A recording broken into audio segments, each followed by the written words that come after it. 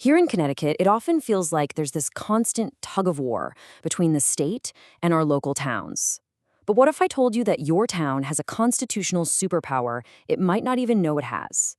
Today, we are going to pull back the curtain on something called home rule. And it's a fascinating story about mandates, money, and a town's fundamental right to govern itself. I think most of us see government kind of like this. The state is at the top, it makes the rules, and the towns just have to fall in line.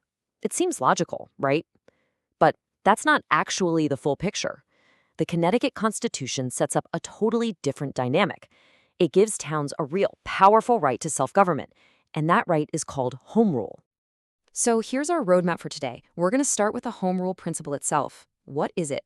Then we'll look at how the state can sometimes put the squeeze on towns. From there, we'll uncover the constitutional shield towns have to protect themselves, check out a practical toolkit they can use, and finally, talk about how to shape the public conversation around all this. Okay, let's dive right in with the foundation for everything we're going to talk about, the home rule principle. And this isn't just some vague political idea. It's literally written into the state's highest law. It all boils down to this. Article 10th of the Connecticut Constitution. Now, this article grants towns the power of local self-government. But here's the most important part. Listen closely. It says this power applies to everything unless the state has specifically and expressly reserved that power for itself. That little word, unless, is a huge deal.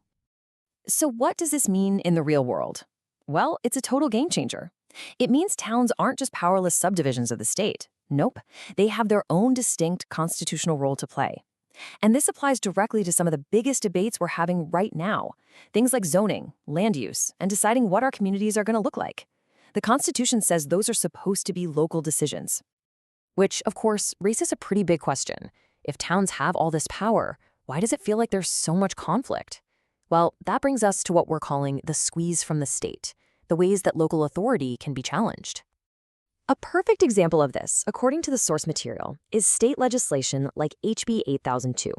The argument here is that these kinds of mandates are designed to centralize planning from the state level, hand down housing quotas, and essentially go right around the local zoning boards that are supposed to be making these calls. So, how does the state get towns to go along with its vision? Well, the most powerful tool in the toolbox is often financial pressure. The message becomes, do what we say, or you could lose your funding. And we're not talking about pocket change. This is the money for your roads, your schools, your infrastructure, really the lifeblood of a community. But get this. This is where the whole story flips on its head. That tactic, using financial threats to force a town's hand, isn't just playing hardball. When it crosses a certain line, when it goes from simple encouragement to outright coercion, it becomes illegal. That's not just an opinion. That's based on solid legal precedent. And this brings us to the defense, the constitutional shield. Now, the court cases we're about to look at are federal, but the principle they established applies directly to this dynamic between the state and towns right here in Connecticut. So let's do a quick walk through legal history. Back in 1987, a major ruling said financial pressure can't cross the line into being coercive. Then, in the 90s, a couple more big cases established that the federal government couldn't just force states to carry out federal programs or commandeer local officials to do its bidding. You see the pattern here, right? The Supreme Court was drawing a very clear line to protect lower levels of government from being strong-armed by higher ones. And all of that leads to this one incredibly powerful principle. A higher level of government can't use coercion or commandeering to force a lower level of government to do its work. So if the federal government can't do that to the states, well, it stands to reason that the state of Connecticut can't do that to its own towns, especially when we're talking about local zoning. Okay, so the legal principle is there. The defense is real, but how does a town actually use it? That brings us to the toolkit. 3 actual, concrete legal tools that towns can use to stand up for their home rule authority. But first, you might be asking yourself, if this defense is so great, why don't we hear about it all the time? And the reasons are, well, very human. It comes down to fear of losing money, political pressure, sometimes just getting cautious legal advice. The truth is, a lot of local leaders might not even realize the full constitutional power they're sitting on. So here are the tools, and think of them like climbing a ladder of legal power. Step 1 is a proclamation. It's mostly symbolic, non-binding, but it's great for raising public awareness. Step 2 is a resolution. This is more formal. It puts the town's official position on the record and sets the stage for a potential legal fight.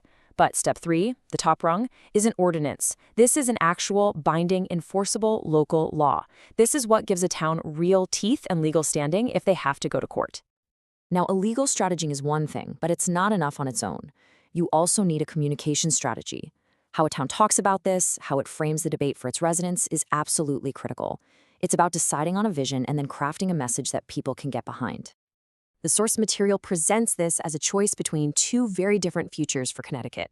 On one side, you've got a top-down vision, centralized planning, uniform living models, and on the other side, a vision of community-defined living, where zoning is decided locally, respecting the environment, and focusing on creating human-centered towns.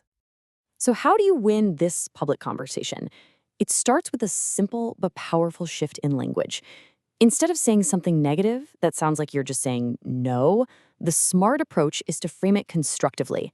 It's not about not wanting housing, it's about supporting the right kind of housing that actually fits the town's infrastructure and character. Here's another key pivot. The story shouldn't be, we're resisting the state. That just sounds like you're picking a fight. Instead, it should be, we are exercising our constitutional home rule authority. See the difference? It frames the town's actions as lawful, principled, and frankly correct. It's not defiance, it's just good governance. And one last one, instead of saying you're blocking development, which sounds negative, the stronger, more accurate message is that you believe development should be planned locally, by the people who actually live there, not dictated by some one-size-fits-all mandate from Hartford. So if you take away one thing from all this, it should be empowerment. Local autonomy is not just some nice idea. It is a constitutional reality. The backing is there in the Constitution. The precedent is there in the courts. The tools are there to be used. The strategy exists. And because of all that, hope exists. And all of this really leaves us with a few fundamental questions we all need to think about. First, who should be in the driver's seat when it comes to deciding the character of your town? Lawmakers in Hartford, or you and your neighbors? And to put a finer point on it, should the rules that shape your neighborhood, what gets built and where it gets built, be decided by a distant bureaucracy or by the people who actually live there? And maybe this is the most important question of all, the one that gets right to the heart of the matter. Should the threat of losing money ever be allowed to silence a power that is specifically written into our state's constitution? That's the core conflict, and the question we'll leave you with today.